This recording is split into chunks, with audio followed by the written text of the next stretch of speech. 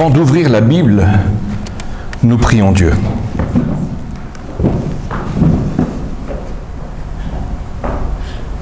Seigneur, tu nous as promis ton esprit de vérité pour nous conduire dans toute la vérité et pour nous donner la joie et la paix intérieure.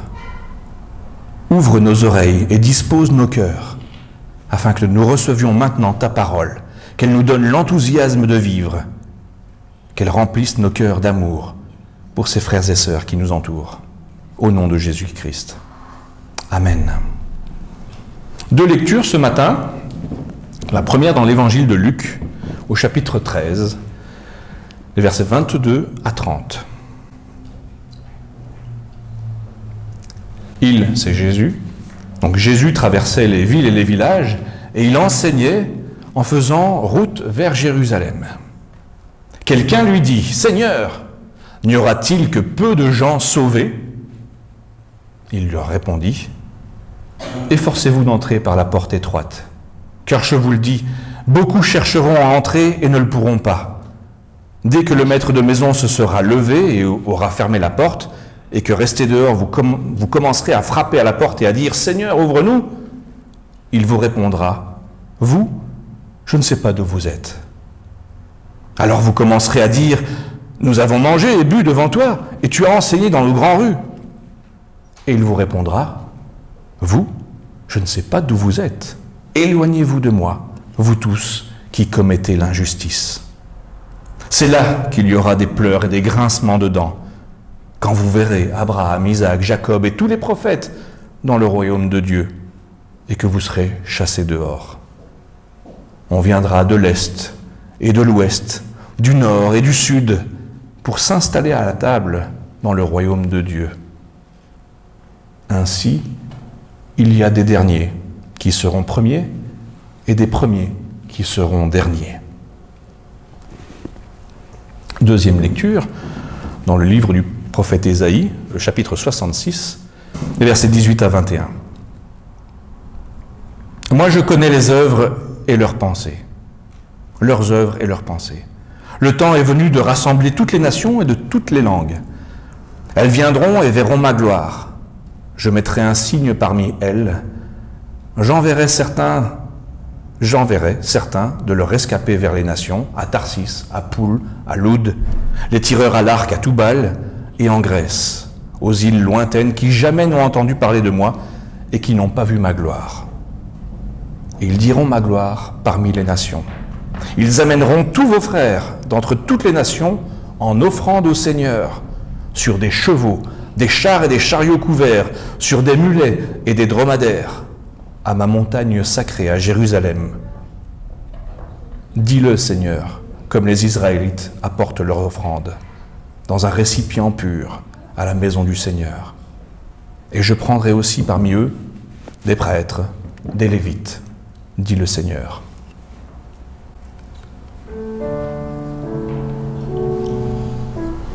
À la lecture de ce texte de l'évangile de Luc, on peut ressentir une certaine gêne devant la violence des propos de Jésus. Et on peut aussi s'interroger sur deux contradictions apparentes.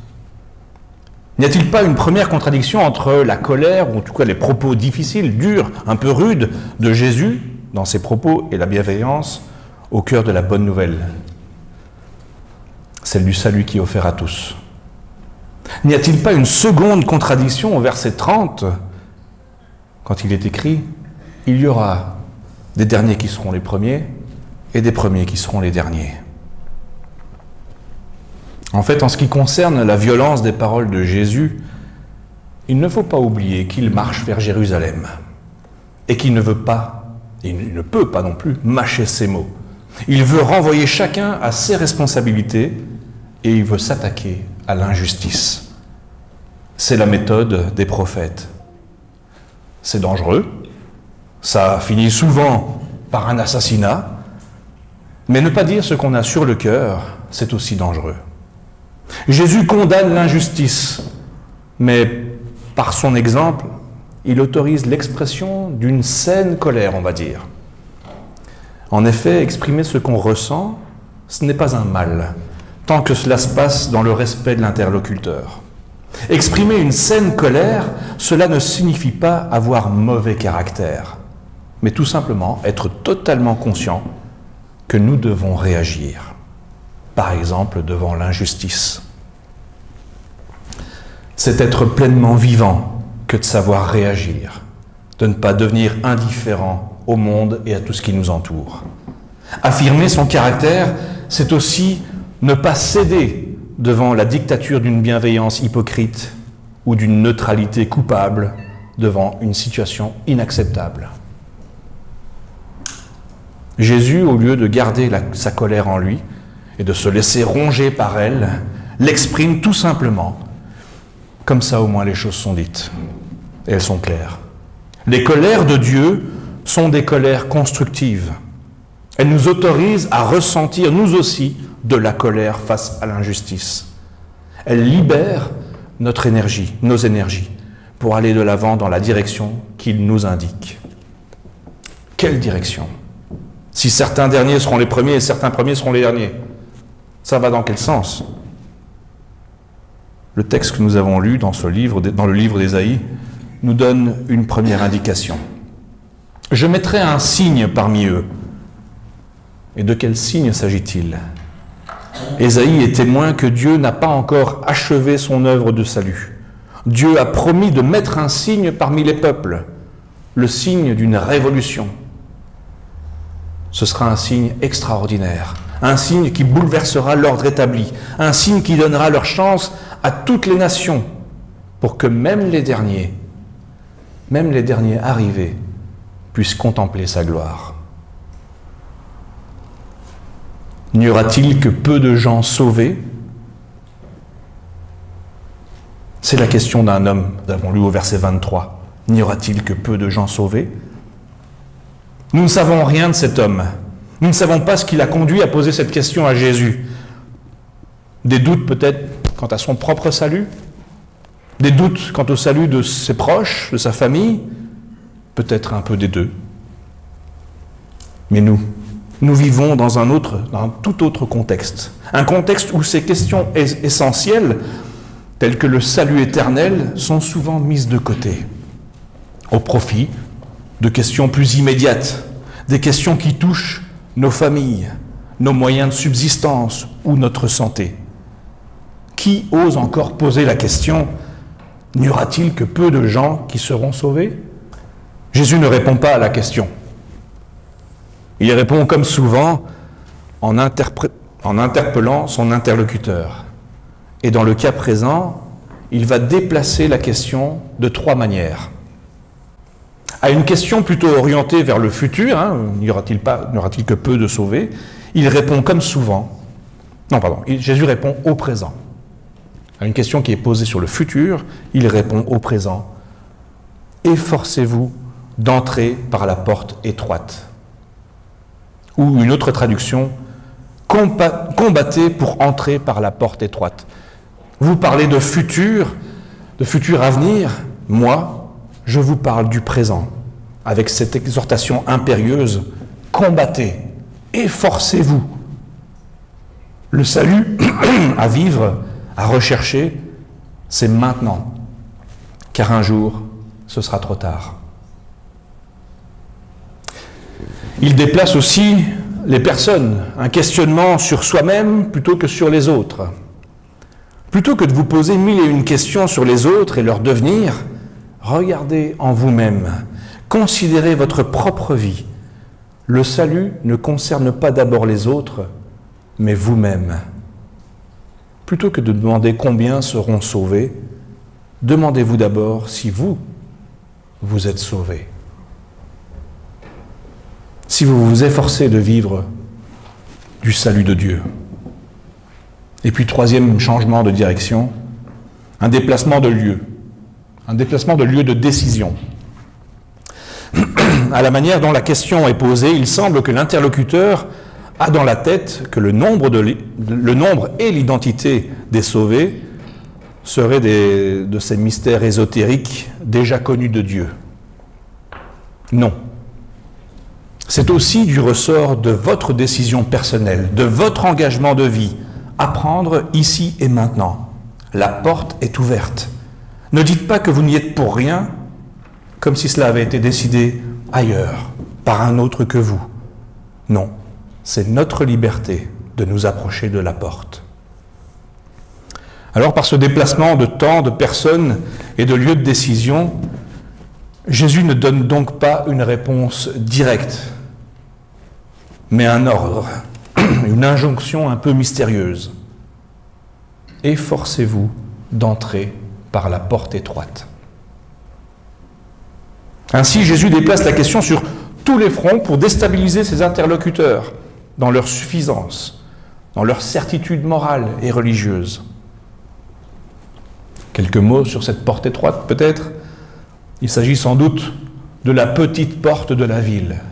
C'est vrai que dans les villes antiques, il y avait une ou plusieurs grandes portes par lesquelles on pouvait rentrer, mais le soir, pour éviter de se faire piller, que des voleurs ou des brigands entrent dans la ville, on fermait la grande porte et on pouvait ouvrir une petite porte qui laissait rentrer une personne à la fois. On peut l'imaginer que c'est un peu comme nos portiques aujourd'hui, dans les aéroports, dans les grands magasins, où ça sonne quand on passe, ou que ça ne sonne pas, si on n'a pas d'armes, bref, c'est le portique.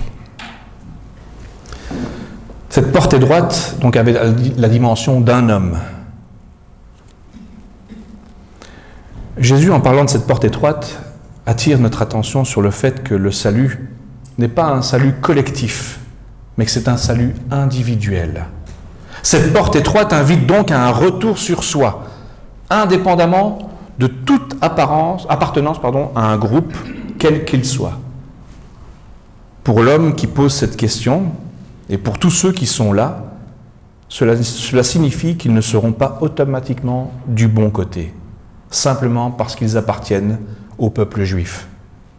Jésus laisse entrevoir qu'ils pourront être devancés par d'autres, par des gens qui se trouvent aux quatre coins de l'horizon. Ainsi, certains derniers seront les premiers, et certains premiers seront les derniers, car tous les êtres de tous les peuples sont appelés à égalité, à être sauvés. C'est le sens du verset 8 du chapitre 3 du livre de l'Apocalypse qui dit « Je connais tes œuvres. J'ai mis devant toi une porte ouverte que personne ne peut fermer, parce que tu as peu de puissance, que tu as gardé ma parole et que tu n'as pas renié mon nom. » Ce qui compte, c'est la grâce qui nous est donnée, à toutes et à tous, sans autre condition, et la porte ne sera alors jamais fermée. Par cette porte étroite, non seulement on ne peut y entrer qu'un par un, mais elle n'est pas prévue pour faire passer des marchandises. On ne peut pas entrer encombré de bagages ou de provisions. On ne peut entrer que dans le dénuement, que dans le dépouillement. En fait, la condition première pour faire partie des sauvés, c'est de prendre conscience que son propre dénuement, de se présenter avec humilité devant la porte.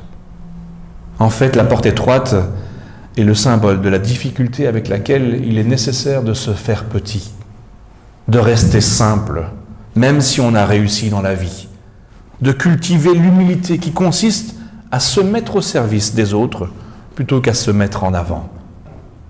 Beaucoup ne pourront pas entrer. Le maître renvoie les ouvriers d'iniquité, c'est-à-dire ceux qui ont traité les autres avec équité, qui n'ont pas traité les autres avec équité, ceux qui se seront trop mis en avant, ceux qui auront dit « pousse-toi de là que je m'y mette ». Au XVIe siècle, la Réforme a remis en lumière le fait que nous sommes tous sauvés de manière gratuite. Et dans notre texte, la porte étroite symbolise aussi cette gratuité. Pour bénéficier de ce salut gratuit, il faut renoncer à la présomption de pouvoir se sauver soi-même.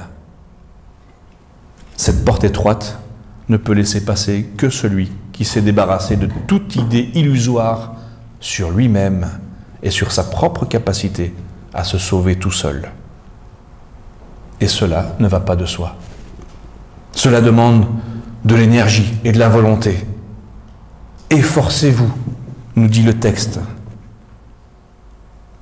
Certains n'arrivent pas à entendre cela et n'y entrent pas. Et lorsqu'ils voient entrer des gens qu'ils considèrent moins dignes qu'eux, alors leur frustration et leur jalousie se traduisent par des pleurs et des grincements de dents. Tout cela parce qu'ils ont été incapables de vivre la gratuité de l'Évangile. Ceux qui passent par la porte étroite sont ceux qui ont conscience de leur petitesse par rapport à la grandeur divine. Passer par la porte étroite, c'est donc en finir avec toute tentative de se comparer aux autres. C'est en finir avec toute tentative de trop s'affirmer soi-même. C'est surtout en finir avec toute tentative d'écraser l'autre. Oui, pour passer par la porte étroite, nous n'avons pas d'autre alternative que de vivre dans l'humilité. La question de cet homme est en fait mal posée, parce qu'elle sous-entend que Dieu, arbitrairement, sauverait les uns et condamnerait les autres. Or, ceux qui n'entrent pas s'empêchent eux-mêmes d'entrer. Ceux qui n'entrent pas, ce sont ceux qui se privent eux-mêmes de la grâce, par orgueil. À aucun moment, Dieu ne leur ferme la porte. Au contraire, il les invite à faire tous leurs efforts pour qu'il n'en soit pas ainsi. Notre choix est donc de nous efforcer de passer par une porte étroite, c'est-à-dire par la foi en Jésus-Christ, Sauveur et Seigneur. Porte étroite, c'est difficile à franchir, car passer, c'est l'accueillir au cœur de notre vie. Laisser son amour vaincre notre orgueil. Laisser son pardon recouvrir nos fautes. Laisser sa lumière éclairer nos ténèbres.